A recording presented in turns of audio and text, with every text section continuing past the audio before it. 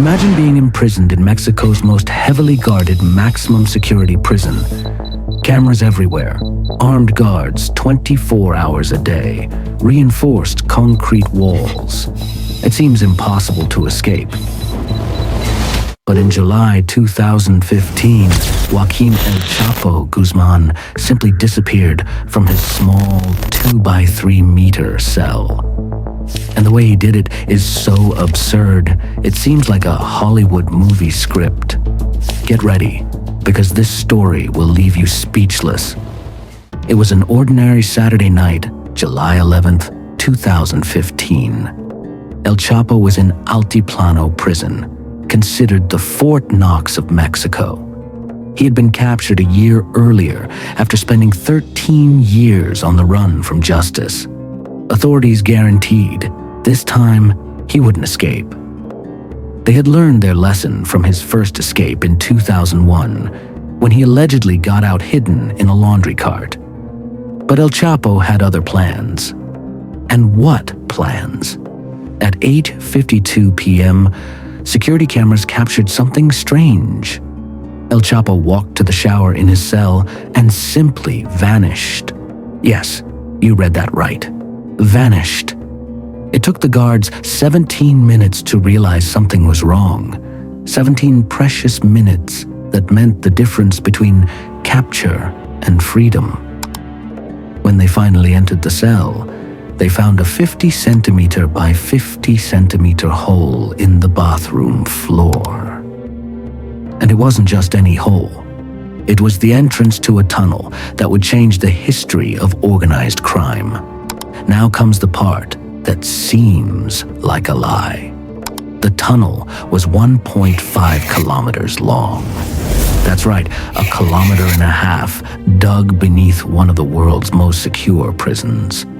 To give you an idea, that's the distance of walking through 15 football fields lined up. But it wasn't just any hole hastily dug by desperate amateurs. It was an engineering feat worthy of highly qualified professionals, a true marvel of clandestine construction. The tunnel had complete electrical lighting along the entire route, as if it were a private subway. It had forced ventilation to ensure there was breathable oxygen meters underground. And, believe it or not, it even had rails with a motorcycle adapted to run on them. We're not talking about a regular motorcycle, but a vehicle customized specifically for that impossible mission. Think about this for a second. While El Chapo pretended to be a model prisoner inside, eating prison food, sleeping on a hard bed, following the daily routine, an entire team of engineers and workers was secretly digging toward him. They started from an abandoned house more than 1 kilometer away and dug with surgical precision until they reached exactly beneath his cell's shower. The margin of error, practically zero. Think about the complexity of this. They had to calculate depth, direction, the prison security layout, all while working in the dark, literally. The subsequent investigation revealed even more impressive and disturbing details. The tunnel was dug over months. Some experts estimate it took up to a full year. Tons and tons of earth were removed silently, transported away without anyone suspecting. The entire electrical system was installed without raising suspicions at any point. The walls were reinforced with wood to prevent cave-ins. And that motorcycle?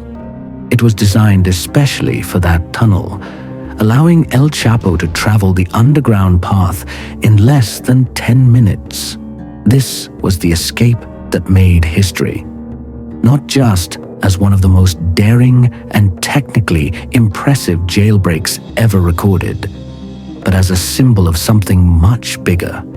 The terrifying power of drug cartels, the limitless creativity of those with infinite resources, and the glaring flaws of a system that was supposed to be infallible, but proved to be deeply vulnerable.